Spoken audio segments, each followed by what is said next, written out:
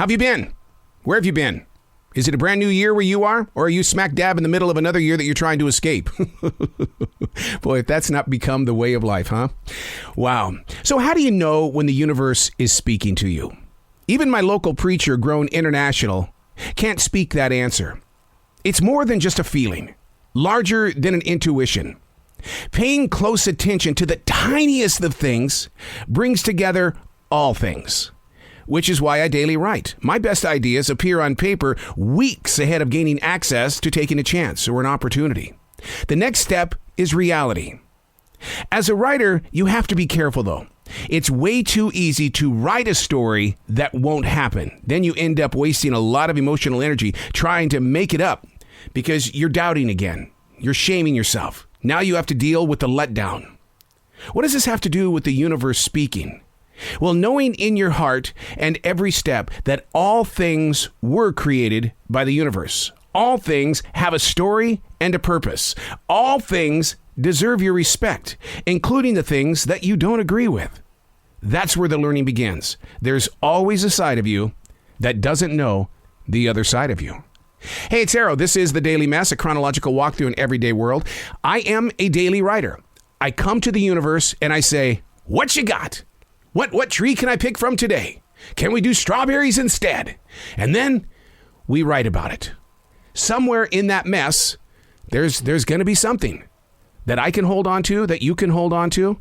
But if you don't share it, then I think that's hoarding. This is The Daily Mess. I really don't want to do this, yet my heart is flooded with its presence. How dangerous is tomorrow's AI world? Artificial intelligence. I picked up on this vibe while watching the new movie Megan. The film introduces us to a toy that looks very human. Its emotions come across as more caring than a human being. The conflict begins when such a relationship is recognized as being greater than human interaction. Okay, I had to do some research. Research shows that science isn't sure if AIs will surpass human intelligence. Only a few of them believe it will happen. Trust me, I've talked with astronauts. They've all told me AIs will be the first to walk on Mars. AIs are being looked upon as being greater mainly because they're very quick in making decisions. What do? We wander into a thought and we go, I don't know. Give me some time to think about this. Whereas the AI is already on it. They show up to work on time. Scientists point out that artificial intelligence is more than human-like robots. AI right now, it's everywhere and has helped make medicine and other businesses much better than what it was 5 to 10 years ago. Seeing a movie such as this is like watching those old black and white films from the 30s and 40s where they showed the rockets blasting off from Earth and hitting the moon in the eye. In the 30s and 40s, it was just a thought. Will we ever go to the moon? I know. Let's make a movie about it. And they had no clue. No clue. Because I've yet to see an eye on the man in the moon. AIs. Do you fear them? Are you with them? Do you support them? Is it going to change the way that we think and do? But then again, scientists say it's already happened. So have you got this platform anywhere for you to decide, how have I changed? And in those moments of evolution, was it a good move?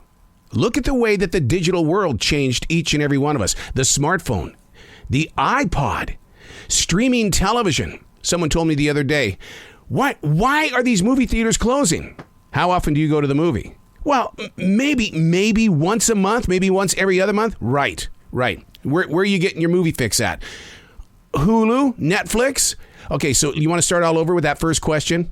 The first question being, why are movie theaters closing? Okay, so that's how our lives have changed. It's even changed the music industry because look what Napster did to music.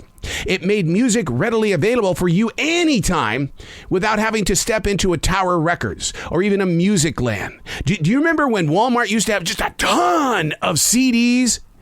And now, maybe a few. Because people aren't buying them. Now, some people are saying, yeah, it's cool. It's cool. Well, for nostalgia, we'll buy it. That's what they're doing with albums, too. And I've even talked with bands that say, we're putting out cassettes. You what? you're putting out cassettes.